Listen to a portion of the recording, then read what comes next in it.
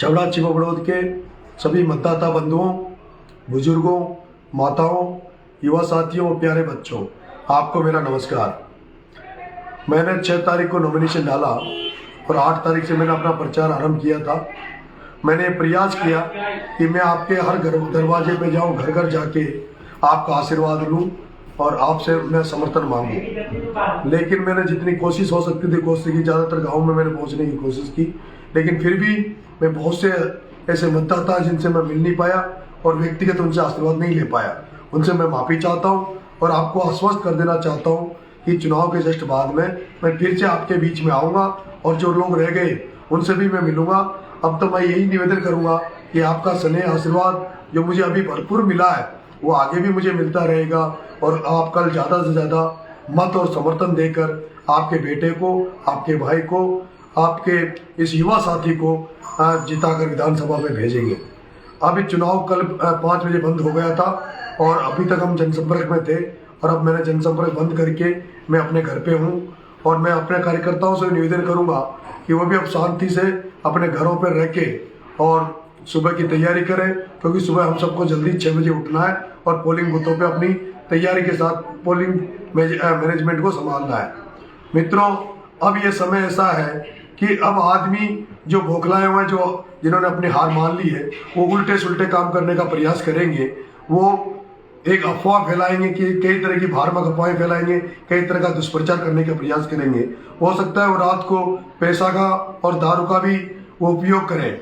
मेरा सभी छबड़ा चिमबड़ौद के मतदाता बंधुओं से निवेदन है कि आप, अगर आपके पास कोई पैसा देने आता है कोई भी प्रत्याशी, तो उसके पैसे लेने से मना ना करें। आप ही का पैसा, आप ही से पैसा कमा के ये लोग पैसे वाले हुए हैं। आप इनके पैसे भी लीजिए और वोट आप इनको ना देकर आपके बेटे नरेश मीणा को दीजिए, जो कि गरीबों की सेवा करना चाहता है, जो किसानों की दुख दर्द को बांटना चाहता है, किसानों की लड़ाई लड़ना चाहता है। मैं आपसे पुनः कहना चाहता हूँ कि इनका पैसा भी लीजिए और अगर ये साधन लगाए तो इनके ही साधनों में बैठ के आप अपने बेटे को आशीर्वाद देने जरूर आएंगे। जिस तरह से दिल्ली में चुनाव हुआ, दिल्ली में जिस तरह से लोगों ने पार्टियों का पैसा और सब कुछ इस्तेमाल करते हुए भी केजरीवाल को वोट दिया, उसी तरह मैं सोचता हूँ कि छबड़ा चिमबड़ौद की जनता इनके जो भी ये लोभ लालच देंगे उसमें ना आए और ना फंसे।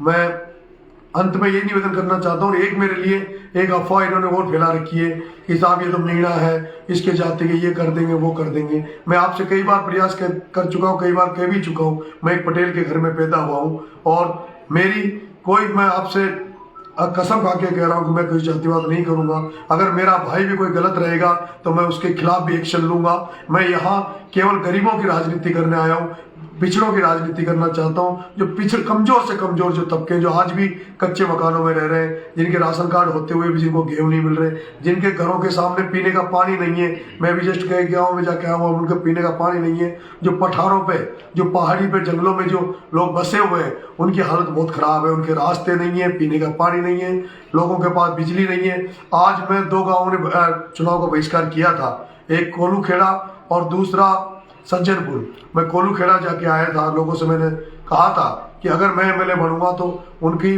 जो भी मांगे हैं उनको पूरा करवाने का मैं पूरा काम करूंगा, उनके साथ खड़ा होकर उनकी लड़ाई लड़ूंगा। ऐसे ही मैंने सज्जनपुर में उनकी डिमांड थी कि भाई उनका जो स्कूल है वो वहीं बने जहाँ वो सैंक्शन है। तो मैंने सज्जनपुर के लोगों से भी कहा है कि आपका स्कूल में हारूं या जीतूं वहीं बनेगा जहाँ आप चाहते हो। आप ज़्यादा से ज़्यादा मतदान मेरे पक्ष में करें। मैं अंत में एक बार फिर छबड़ा चिमबड़ौद की जनता से ये आह्वान करता हूँ कि आप किसी भी भ्रामक चीज़ों में ना आए, कोई भी अफवाह में नहीं आए। हो सकता है आज रात को खुद प्रताप सिंह, मैं जो देख रहा हूँ ज़्यादातर जो इस तरह की हरकतें कर रहा, पैसे की, कोई दारू की या कोई उल्टे सुल्टे बयानबाजी, उल्टा सुल्टा जो काम करवा रहा है, वो ज़्यादातर प्रताप सिंह सिंघवी और उसके लोग कर रहे हैं। मैं आपसे निवेदन करना चाहता हूँ कि ये वही प्रताप सिंह सिंघवी जिसको आपने 6 बार एमएलए बनाया, इनके पिताजी को एमएलए बनाया, उसके बाद भी बहुत ही हालत बदतर है, चारों तरफ दुर्दशा है और बहुत मतलब बहुत बेकार हालात गाँव के हैं। मैं आपसे कहना चाहता हूँ, आपने इनको बहुत बार चेक किया है, बहुत बार देखा है, एक बार भरोसा करके मेरे को भी आप आजमाने का काम करें। एक मौका मुझे भी दें ताकि मैं आपकी सेवा कर सकूं। अगर मैं आपकी सेवा नहीं कर पाऊंगा तो आप मुझे 5 साल अगर आप मौका देंगे तो आपके गांव में आऊंगा। आप जो मर्जी आए जो मेरे साथ कर सकते हैं, लेकिन एक मौका आपको मुझे देना चाहिए, क्योंकि मैं जिस मुद्दे के साथ चुनाव लड़ रहा हूँ, मेरा मुद्दा किसान है, युवा है, या जो थर्मल में जो बेरोजगार घूम रहे हैं सपने लेके कि हमें नौकरी मिलेगी, उनको थर्मल में नौकरी लगाने का काम नरेश मीणा करेगा। बिजली का जो संकट है, उस बिजली के संकट को मेटने का काम नरेश मीणा करेगा। और जो अफीम का एरिया है, वहां पे जिस तरह से पट्टे दिए जाते हैं लेकिन पट्टे के बदले में पैसे लिए जाते हैं, उस काला बाजारी को, उस चोर बाजारी को मैं बंद करूंगा। दूसरा, यहाँ 29 की जो झूठी कार्रवाइयां होती है उसको मैं खत्म कराऊंगा। एक मेरा विशेष निवेदन है, छबड़ा छिबौलौद में किसी भी डिपार्टमेंट में बिना पैसे दिए कोई काम नहीं होता। मैं आपसे निवेदन करूंगा कि यहाँ से भ्रष्टाचार को बिल्कुल उखाड़ फेंकूंगा। 1 रुपया किसी भी अधिकारी कर्मचारी को खाने नहीं दूंगा। रिश्वत के नाम पर अगर कोई गड़बड़ करेगा, कोई कितना बड़ा अधिकारी हो, उसको मैंने पहले भी कहा, अब अगर मैं एमएलए बनता हूं तो छबड़ा छिबौलौद में अगर कोई भी अधिकारी किसी किसान से, गरीब से, दलित से, पिछड़े से अगर 1 रुपया भी लेगा तो उसको गधे में बिठा के बंदूरी निकालने का काम नरेश मीणा करेगा। मैं आपसे कह देना चाहता हूँ, मैंने कुछ वादे कुछ लोगों से किए हैं, जिसमें मैंने माइनॉरिटी समाज से एक वादा किया है कि उनके जो मुसाफिर खाने का जो पट्टे का मामला है, उनको मैं पट्टा दिलाऊंगा। दूसरा, छबड़ा में ऑटो स्टैंड लगवाने की मैंने जिम्मेदारी ली है, वहाँ पे सब्जी मंडी को जगह देने की मैंने जिम्मेदारी ली है, वहाँ पे मजार पे रास्ता बनवाने की जिम्मेदारी मैंने ली है। इसी तरह से लोधा समाज के लिए मैंने जो वीरांगना है, जो रामगढ़ की रानी है, देवी अवंती भाई, उनकी भव्य मूर्ति में छबड़ा में लगवाऊंगा। इसी तरह से भील ठाकुर समाज के लिए, उनके लिए भी एक छबड़ा छिबौलौद में एक धर्मशाला बनवाने का काम नरेश मीणा करेगा। जो भी पिछड़ गए, जो पीछे रह गए, उन सभी लोगों को हम अब आगे लाएंगे। अब तक की छबड़ा छिबौलौद में जो राजनीति प्रताप सिंह सिंघवी ने की है, इसके साथ केवल बड़े लोग हैं, करोड़पति और अरबपतियों का ये काम करता है, शक्लें देख के काम करता है। इसने यहाँ पे दलाल पाड़े हैं, हर गांव में इसके दलाल हैं जो गांव में दादागिरी करते हैं, तानाशाही करते हैं। अगर गांव में कोई होल लगा लेते हैं तो सरकारी होल को भी खुद के उसमें मोटर डाल के खुद पानी पीते हैं, गांव वालों को किसी को पानी नहीं पीने देते, गांव वालों को ढड़काते हैं, धमकाते हैं। इसी के एजेंट है। जिस तरह से आपने छबड़ा थर्मल को देखा होगा, इसके निजी आदमियों ने पूरी थर्मल को लूट लिया, पूरी थर्मल को खा गए, जबकि आम जनता, आम युवा बेरोजगार घूम रहे, आम युवा वहाँ 1 रुपया कमा नहीं रहा। मैं चाहता हूँ कि छबड़ा के जो थर्मल के आसपास के जो लोग हैं, उनके वहाँ ट्रैक्टर भी चलेंगे, डंपर भी चलेंगे।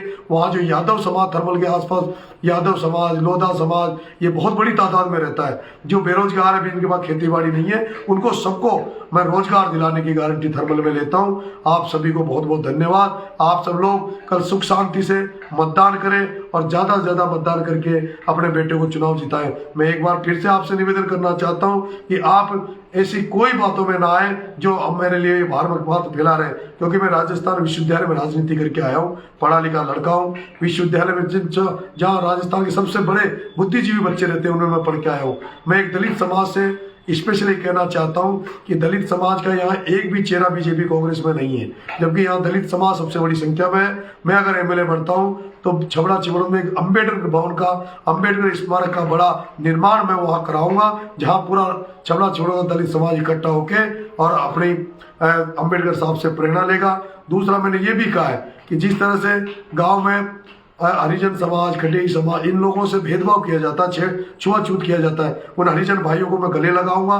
उनको मैं साथ में बिठा के उनके साथ खाना खाएंगे, उनके साथ पंगत में उनको बिठाएंगे। उनकी जो भी आस्था है, जहां भी वो भाईचारे से उनको हम रखेंगे। दलित भाइयों के साथ अगर कहीं भी कोई छुआछूत या कोई इस तरह की घटना होगी तो उसमें नरेश मीणा बेटा बन के उनके साथ खड़ा रहेगा। इसी के साथ आपको धन्यवाद। राम राम साहब।